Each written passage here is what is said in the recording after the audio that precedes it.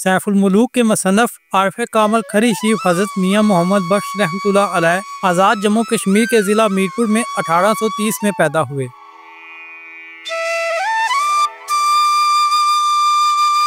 इनके आबाओ अजदाद जम्मू के रहने वाले थे, जिनकी कौमियत तसवाल गुजर थी। बाद में ये कबीला जहलम और गुजरात के ज़िला में नकल मकानी कर गया। मियाँ मोहम्मद बख्श रहमतुल्लाह अलैह के परदादा ने ज़िला गुजरात में चक बरहम में सुकूनत इख्तियार की और फिर मीरपुर के इलाके खरी शरीफ में मुंतकिल हो गए।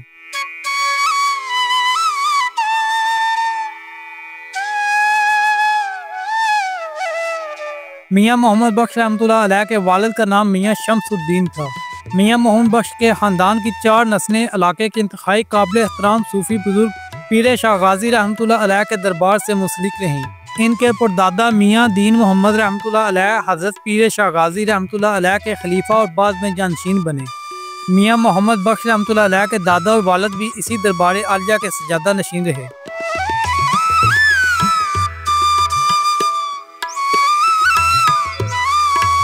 मियाँ मोहम्मद बख्श रहमतुल्लाह अलैह और इनके बड़े भाई मियाँ वहाउल बख्श रहमतुल्लाह अलैह ने समवाल शरीफ में हाफिज मोहम्मद अली के मदरसे से हदीस की तालीम हासिल की। इन्हें फारसी और अरबी ज़बानों पर अबूर हासिल था। अपनी इब्तदाई उम्र से ही इन्होंने शायरी में गहरी दिलचस्पी का इजहार किया। तालीम की तकमील के बाद वो पीर गुलाम मोहम्मद रहमतुल्लाह अलैह के शागिर्द बन गए। इन्हीं की हदायत पे इन्होंने श्रीनगर का दौरा किया और सूफी बुजुर्ग शेख अहमद वली के हल्का रादत में शामिल रहे।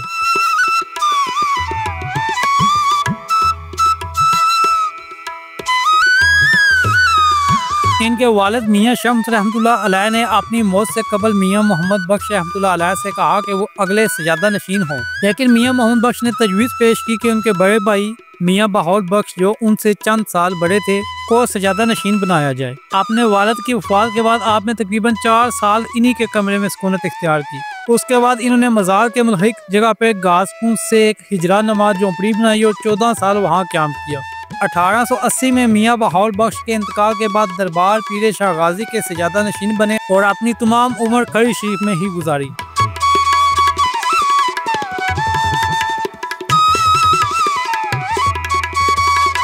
मियाँ मोहम्मद बख्श का इंतकाल 22 जनवरी 1907 को हुआ और बाबा पीर शाह गाजी के मज़ार के खाते में ही दफन किया गया।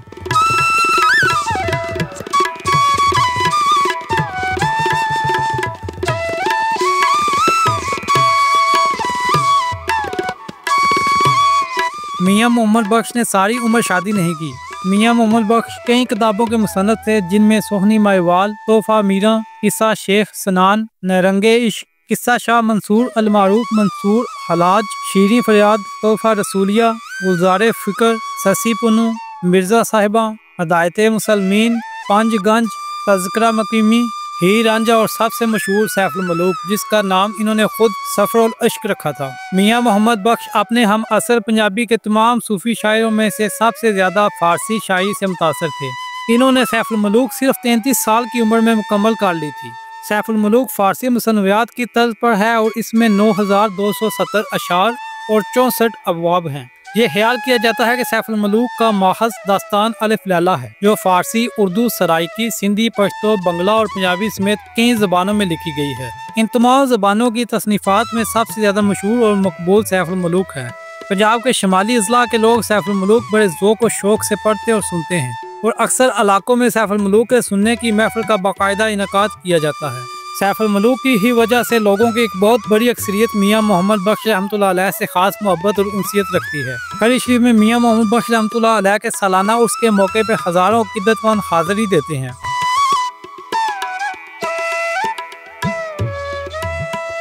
ये था मियाँ मोहम्मद बख्श रहमतुल्लाह अलैह की ज़िंदगी का मुख्तसर तारुफ।